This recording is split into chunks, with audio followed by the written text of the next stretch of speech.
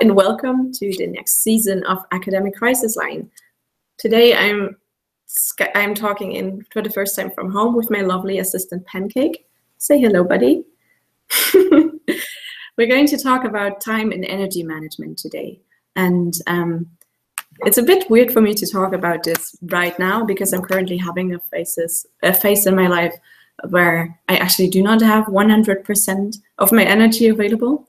But I think it's also very important to accept that. And as much as I wish I would have my 100% energy I usually have, which I can distribute to all my different projects, right now I just can't change anything about the fact that it's getting winter, I'm getting more tired, and my body just wants to rest more, and I just don't have as much focus available as I wish.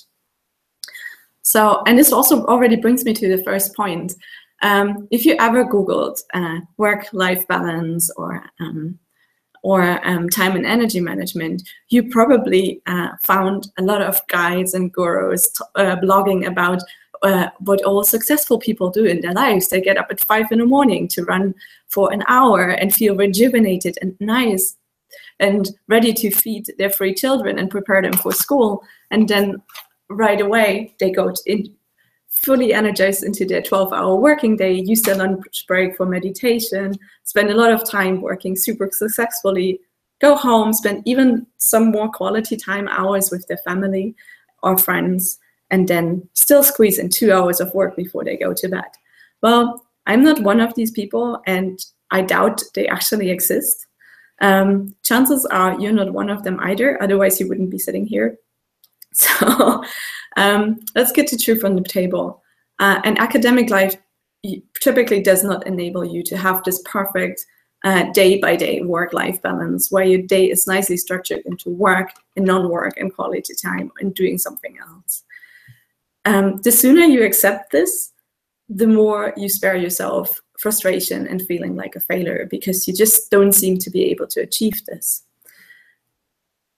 The academic year is just structured in a way that there will be busy times and less busy times, and you have to work with this. So during busy times, you have to pull these extra hours, but there will be quieter times where you can actually just go home earlier and do things you like or which give you energy and relax and take some downtime.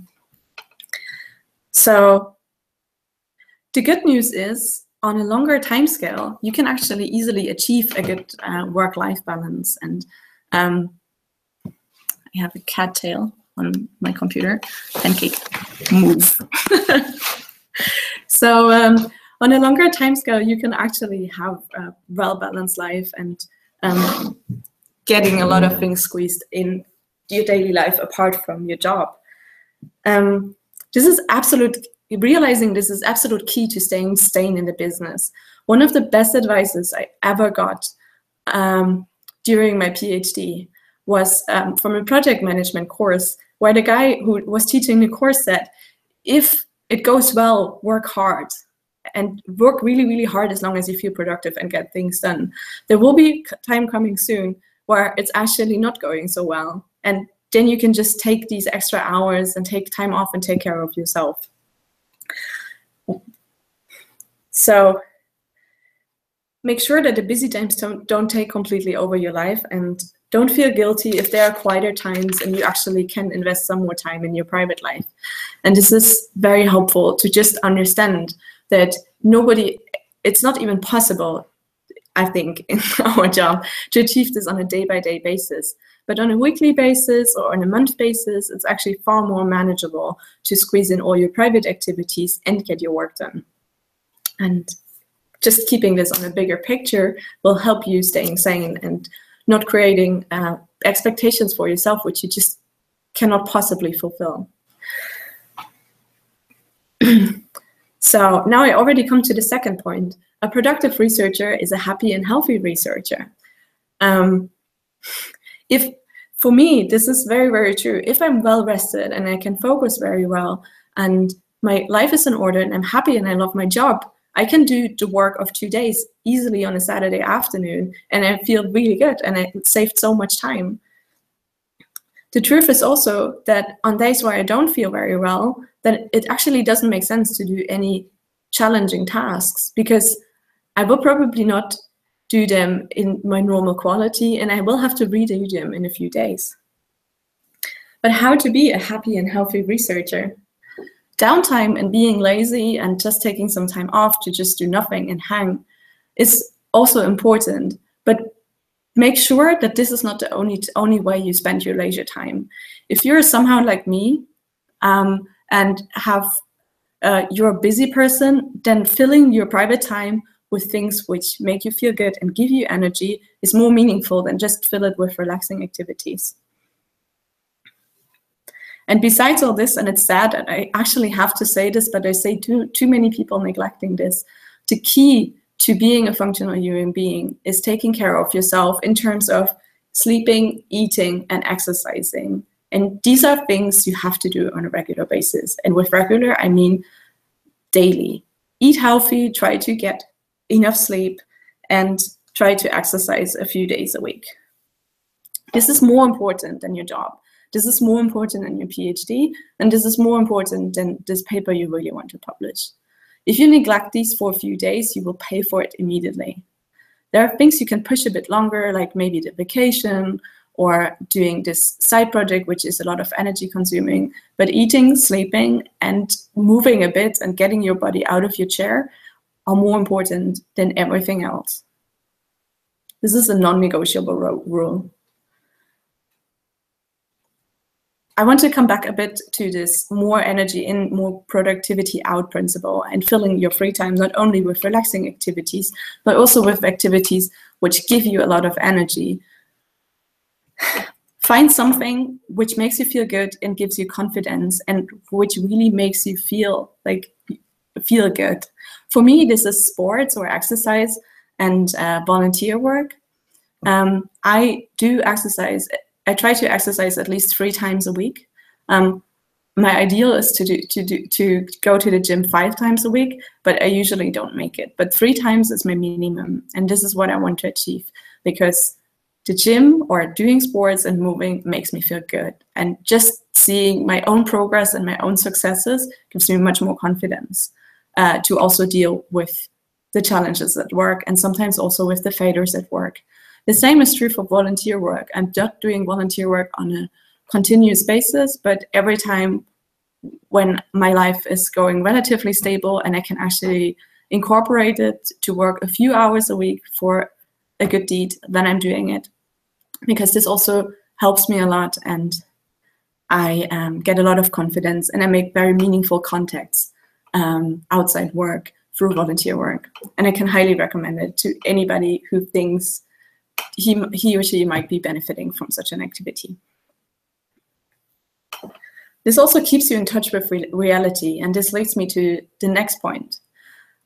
As researchers, our projects are very personal. These are our babies, we take care of them, we spend a lot of time and effort and invest in these, sometimes for years. But the truth is, not all of them will turn out well and will be publishable papers for nice shiny journals. The truth is, some of them will fail and some of them are not going to work out as you wished. If you do not have any kind of successes or life outside your projects, you easily fall into the failure trap. Your project doesn't work out, you suck as a researcher, your project sucks. Hey.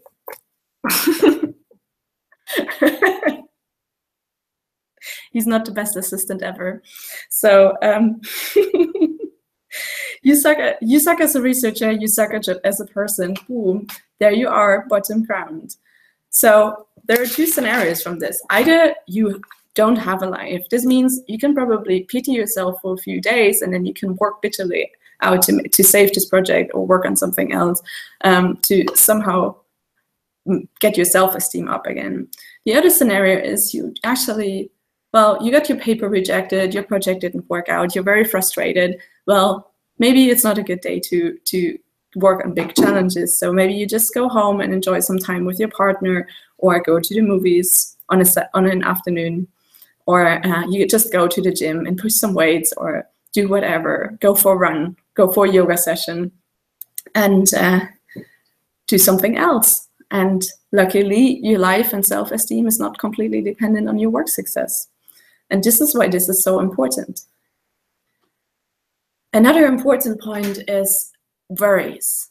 Everybody lives with worries. We worry about things all the time, and especially intelligent people who are working in science and research are extremely big on worrying. I see this all the time. People who worry about never getting a good job, never getting their projects done, never getting their papers published, but also worrying about a lot of other things. Because of the international life, you often have to deal with all the paperwork and administration and tax declarations in 3 different countries and all the fun which this brings along with, or visa issues. So these are all things which are in the back of your mind and occupy your mind and your focus and take this energy out of your work. So if there is one of these things where you constantly worry about and you feel that it's draining energy from your everyday work, then take care of it. Just take 1 or 2 days to focus and take care of it.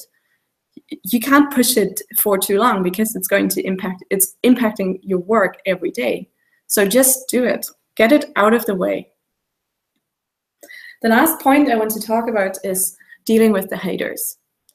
The sad truth is that I met many, many senior researchers during my time as a scientist or in academia who truly believe that the purpose of doing a PhD or a postdoc is not only to learn the skill set to be an independent researcher, but also to feel as miserable as possible and sacrifice your life for 5 to 10 years of your life, for 5 or 10 years, the best years of your life, so to say, just in order to get the grit and the right bitterness to succeed at this job.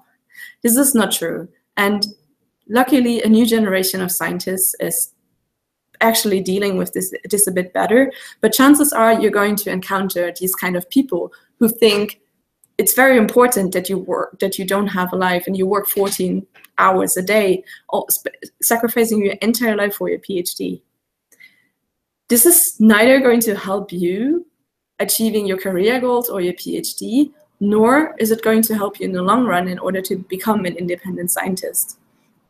Your job is to distance yourself from these people emotionally and to focus on yourself and make sure that you are in the best position you can be in order to get your work done.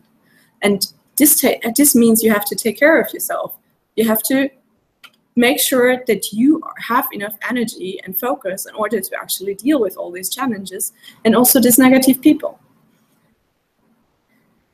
I personally have no idea how I would ever get my work done if I wouldn't actually have so many free time activities which give me the energy and the confidence to deal with all the challenges.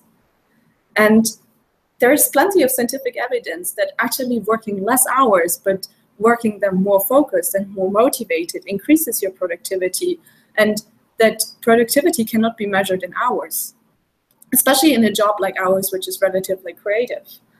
And requires a lot of focus. You cannot expect to work 8 focused hours every day. This is not possible. Try to work maybe 2 times 3 very focused hours a day and use the rest to socialize or to read up on the literature and do other things. And this also brings me to the very last point, that you should be writing joke. This is one of the oldest academic jokes, and it's probably the least funny one. This is not true. It's Sunday afternoon. Do you have a project you really love, you really care about, and you want to get published, and you really feel motivated to write this right now? Yes, go for it. No, your job is to enjoy yourself and make sure you're a functional human being. You can work hard on all the other days of the week. So I think this is my take on work-life balance. And so far, I fared pretty okay with it, and I cannot complain. I know this is probably not an opinion everybody shares, but I do think it's very important to keep this real and realistic.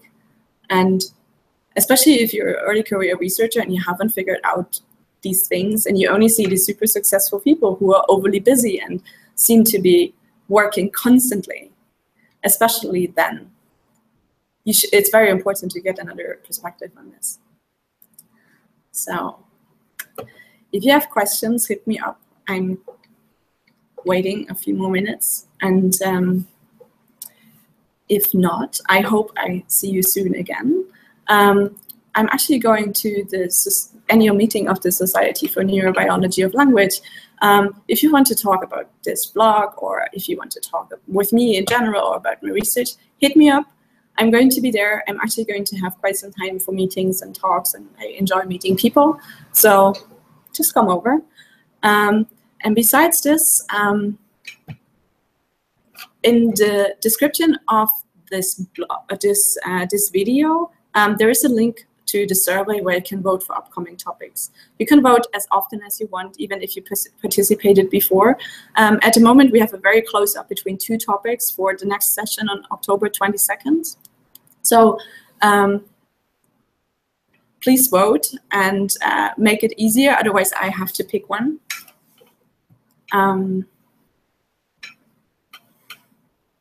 Yeah, and if you want to hear a bit more about this, I usually write a summary also with the feedback I got from my friends and colleagues who listen to this blog. I write a summary on my website. My website is storiesandthebrain.com. Under the header Academic Crisis Line. When you scroll all the way to the bottom, you find an archive of all the previous sessions and a summary I wrote about it.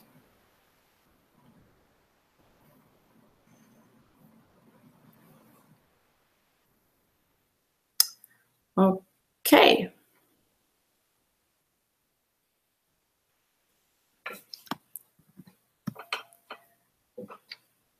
There are no immediate questions coming up. I'm going to pack for Baltimore now, and I will either see you there, or I will hopefully see you on November 21st,